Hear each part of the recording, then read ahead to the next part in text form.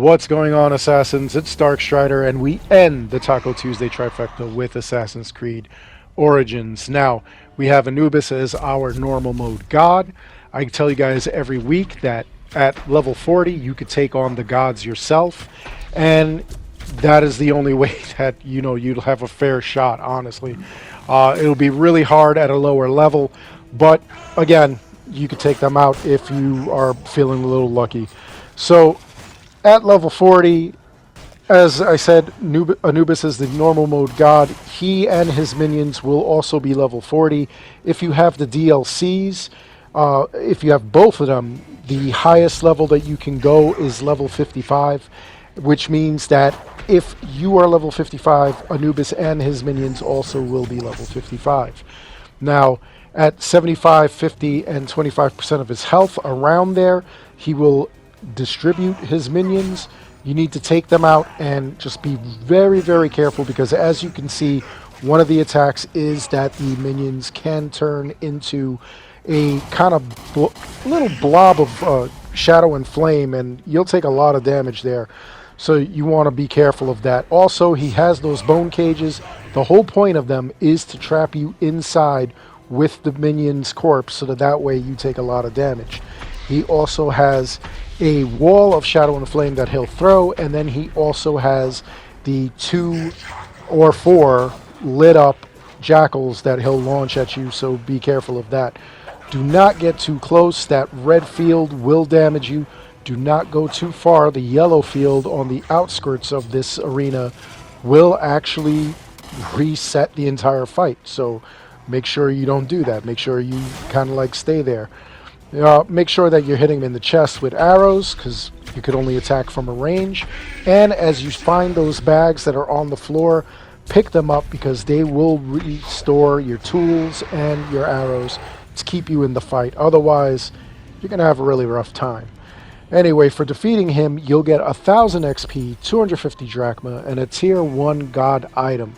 Now, if you're participating in the Ubisoft challenges, collectively we have to defeat 10,000 gods. If you participate just once, either defeating Anubis or Sekhmet this week, then you are entitled to a tier 3 god item once we hit that 10,000 goal. And of course, we've been hitting it left and right. That's never going to be a problem. Anyway, next up we do have Sekhmet. She's our hard mode god, which means that she and her minions are going to be 3 levels higher than your highest level. You're level 40, she's level 43, as are the minions. You're level 55, she is level 58, as are her minions. Now, the rules of engagement are pretty much the same. The only differences are that she's got that fire beam that comes out of her head. It'll split off into 2 later on in the fight.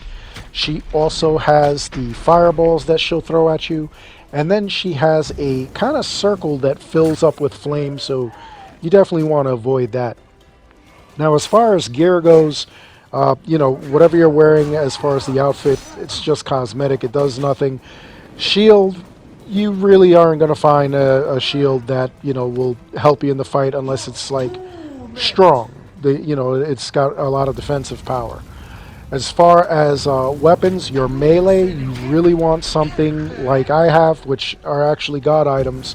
My melee and my ranged are health on hit, health on crit.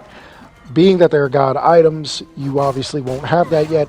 Go for any damage over time item. Make sure that you've got something like poison on hit, poison on crit, or bleeding on hit, bleeding on crit.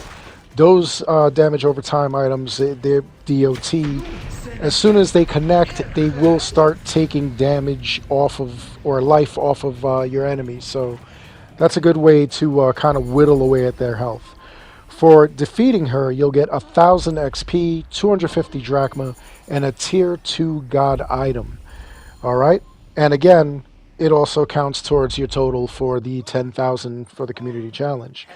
In every major town, you'll find the Nomad's Bazaar, and Reda will sell you carbon crystals or a Heka chest. Carbon crystals help you advance your gear later on.